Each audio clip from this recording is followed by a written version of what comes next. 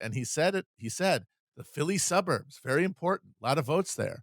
Dr. Oz has been on the televisions of Philadelphia suburban housewives for 20 years.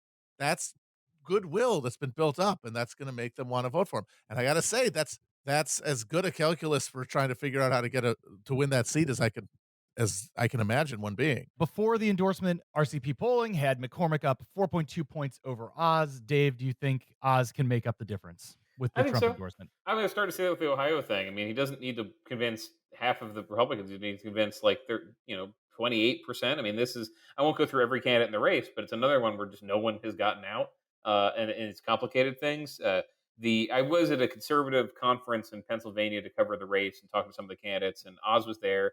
Like they did a straw poll. These are like the hardcore right wing activists in the state. Like half the panels are about critical race theory, and he lost the straw poll there. And I don't. This is one. It's one of those examples of well, yeah, straw polls is only one thing because the winner was this woman Kathy Barnett, who's like uh, a election integrity. Let's just use that euphemism now. Integrity activist who natural Republicans know nothing about. She won, but Oz had like real conservatives who just seem in the room were not that impressed. But it is going to be a lot of those people who just turn out. They're MAGA guys, maybe they're suburban Republicans, and they're like, well, him, sure. Because this other guy, Dave McCormick, has spent all his money just trying to do like a Glenn Youngkin speed run, like very, very quickly go in there and say, I also have a vest. I also am very rich.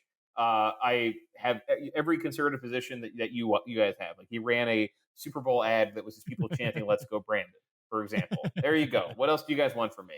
And I think it was effective, and this screwed it up. Like he was really trying to not get Trump to endorse Dr. Oz. Yeah, I think Oz has like a pretty good shot, and that's why no reason Democrats think, all right, tough year, but big wrestling looking guy actually from PA versus Dr. Oz, who moved back to the state to run for Senate. We think we got something there. I mean, I will say that I like this because it is a battle of two different like actual responses to the reality of American politics now.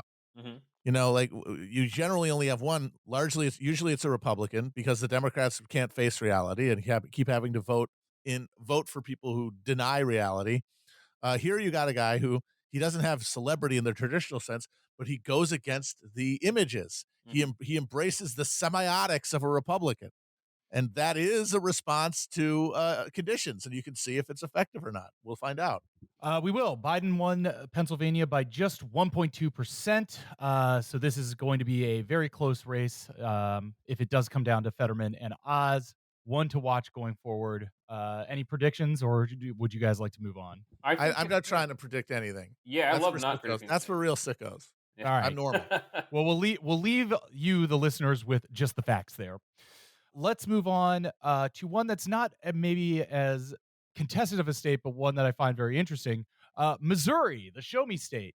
I wanted to bring this up because the Democratic primaries just got upturned by Trudy Bush Valentine, the daughter of beer baron August Gussie Bush. She just entered the race recently, pushing out the other leading Dem, Scott Sifton, and then immediately had to apologize for being crowned Queen of Love and Beauty at the Veiled Prophet Ball, 1977. Awkward. You've not been following the Veiled Prophet thing. It's the local white elite cotillion Yes. there that is cloaked in the mystical majesty of the lost cause. Yes. Originally created to celebrate as a celebration by the city's elite for crushing the 1977 St. Louis General Strike. Yes. So Ellie Kemper from The Office and Unbreakable Kimmy Schmidt, also Queen of Love and Beauty at one of those. Trudy Bush Valentine enters the race, pushing out the other leading Dem candidate. The other Dem still in that race is Lucas Kuntz, a Democratic favorite type, which is a former Marine progressive. He's an anti-monopoly guy. He calls for a, quote, Marshall Plan for the Midwest, which sounds cool and funny to me. Do you know anything about the Missouri primaries, Dave? That guy Lucas had a very good press team that like introduced him as a path breaking candidate. But you're right, this is the kind of candidate we've seen a lot of. I mean, every Democratic midterm where there's a Republican president, they find 50 like really compelling veterans who have a couple of good issues. He's one of those guys. But this was kind of off the map. The way Democrats see this is if Eric Greitens is the Republican nominee, then they should have somebody who can win. And they thought maybe him, maybe Bush Valentine. I would How would I put this? I mean, they're kind of clapping for this race without really expecting it to win. It's like the fourth quarter and they're down by Mhm. 30, and they're like, oh, team looked pretty good tonight. Bad luck. But without Greitens, they're kind of going to ignore this race. If it's Vicky Hartzler, the Republican congresswoman who Josh Hawley's endorsed, I point her out because she's one of the innovators in running against transgender people. And She is. she had two ads about one about Leah Thomas, the UPenn swimmer, and then one almost inevitably about being canceled for having run that ad and not allowed to run it. That's what the social conservatives, folks, are back. If you thought that Trump winning meant that those guys were gone, no, they're very much back, and that's a state where like everybody who's switched over from being a conservative Democrat to Republican, they're all in for that. So you might have a very right wing Republican candidate, like more right wing than could ever have won the state, in 2000, versus a Democrat who's got money and is pretty good, and it's just not going to matter. This is going to see the how far the bounds of uncancelability on the Republican Party are, because if Eric Greitens can get back in the Senate after what he was accused of and essentially admitted to doing, it'd be pretty insane.